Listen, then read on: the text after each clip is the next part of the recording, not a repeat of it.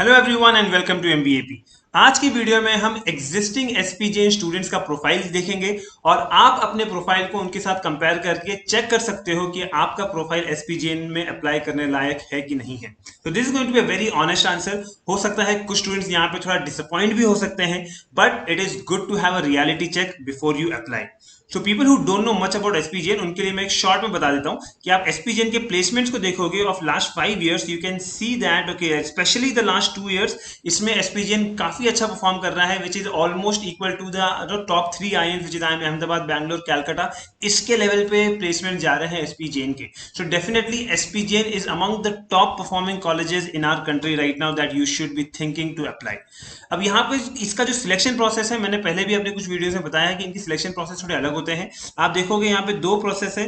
एक है कंप्लीटली जो यहाँ दिखा रहा है कि प्रोफाइल बेस्ड, और दूसरा है प्रोफाइल कम स्कोर बेस्ड। अब प्रोफाइल बेस्ड जो है इसके अंदर भी आपका स्कोर देखा जाता है, लेकिन यहाँ पे कट ऑफ जो है इनकी इनकी कट ऑफ यहाँ पे काफी लो जाती है।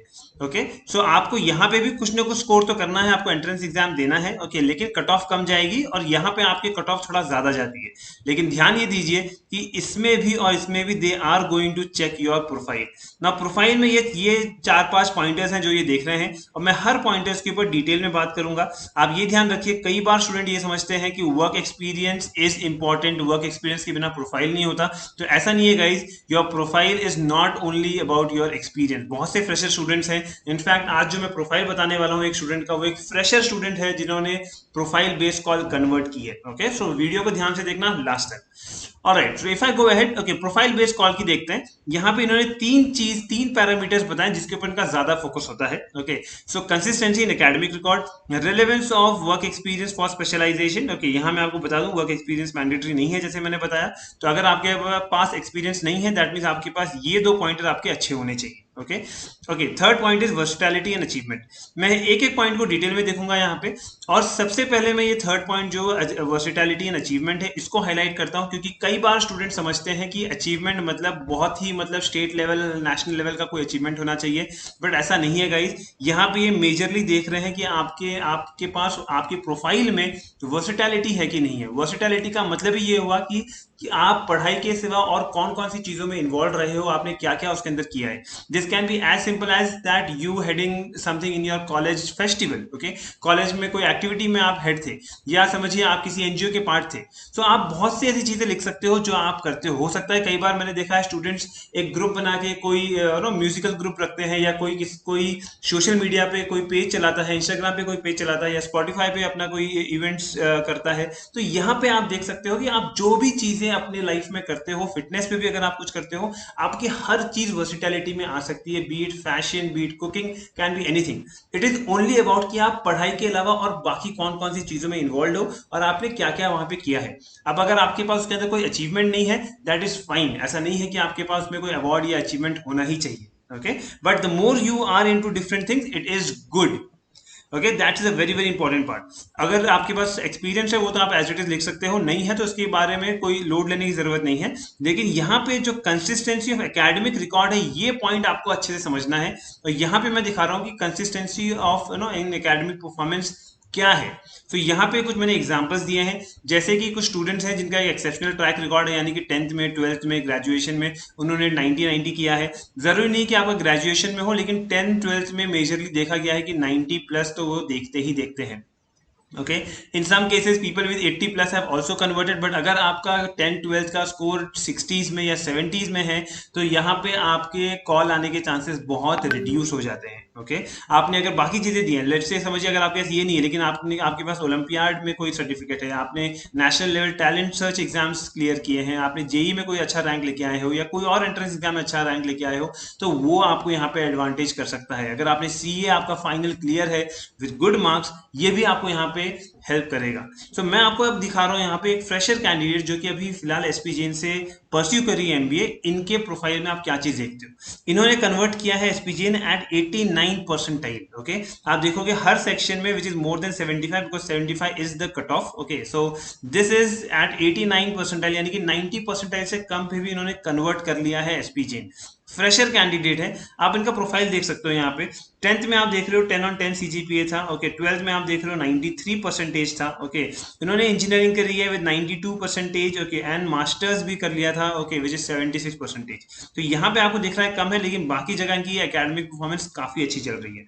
इसके अलावा अगर आप देखोगे इन्होंने जो ऑल इंडिया रैंक भी आई है यहाँ पे, इन्होंने देखा कि यहाँ पे उनकी थर्ड रैंक आई थी। ओके इतने सारे एप्लीकेंट्स के बीच में for the entrance exam. Okay for masters उनकी रैंक 1 थी। ओके यहाँ पे इनकी रैंक 1 थी। एमई में भी जब उन्होंने जो भी पढ़ाई किया उसके अंदर उनकी रैंक 1 भी आई थी। ग्रेजुएशन में भी यूनिवर्सिटी रैंक होल्डर थी।